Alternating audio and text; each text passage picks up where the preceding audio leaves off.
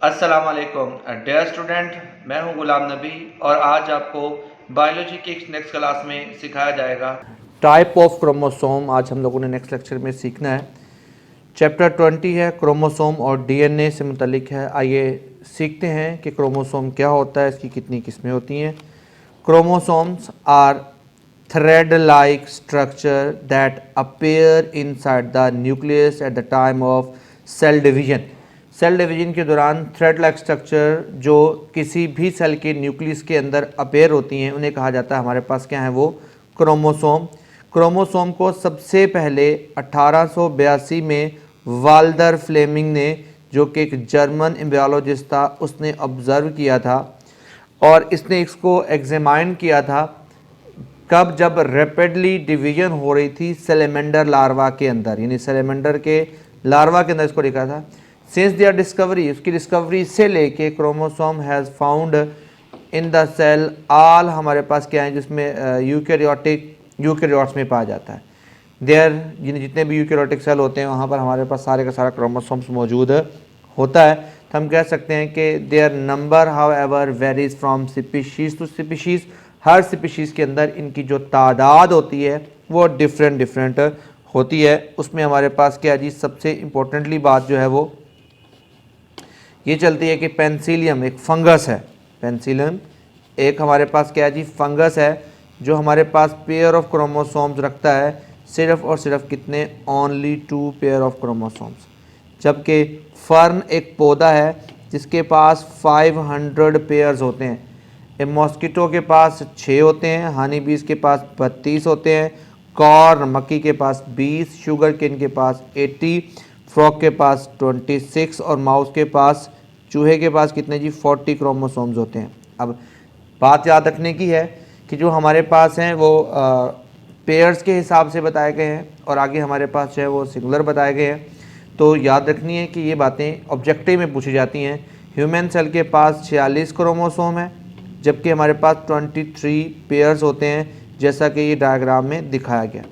Each of 46 chromosome जो होते हैं वो क्या होते हैं, कंटेन 100 और 1000 ऑफ द जीन्स, जो क्या करते हैं, इंपॉर्टेंट रोल प्ले करते हैं determining the person body develop and functions, जो किसी भी लिविंग ऑर्गेनिज्म की डेवलपमेंट और उसके फंक्शंस का जो डिटरमाइन करती है कि कौन सा जीन कैसे किस तरह बॉडी के पार्ट को डेवलप करेगा।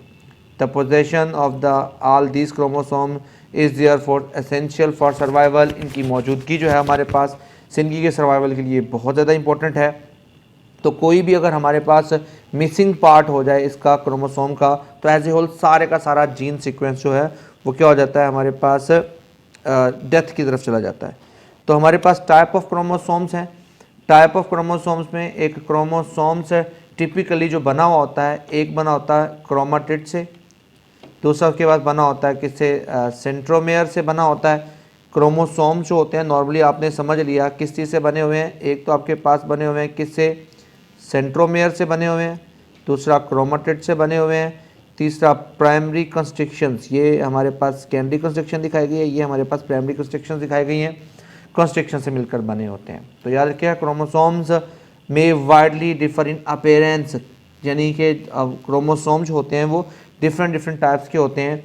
दे वेरी करते हैं किसके अंदर, साइज़ के अंदर, स्टेनिंग प्रॉपर्टीज़ के अंदर, और उनके अंदर जो सेंट्रोमेयर होता है, जिस पॉइंट से दोनों क्रोमोसोम जुड़े होते हैं उसे कहा जाता है हमारे पास क्या है, ये सेंट्रोमेयर होता है। उस मकाम के हिसाब से क्या होते हैं, क्रोमोसोम्स की डिफरेंट क्या होते हैं, टाइप्स होती हैं, डिफरेंट किस्म के होते हैं, वो वेरी करते हैं साइज़ में, स्टेनिंग प्रॉपर्टीज़ में और सेंट्रोमेयर की लोकेशन में, रिलेटिव लेंथ ऑफ 2 आर्म्स में at either side of the centromere and the position of constructed region along the arm. ये सारी बातें उसके करती वेरी करती हैं।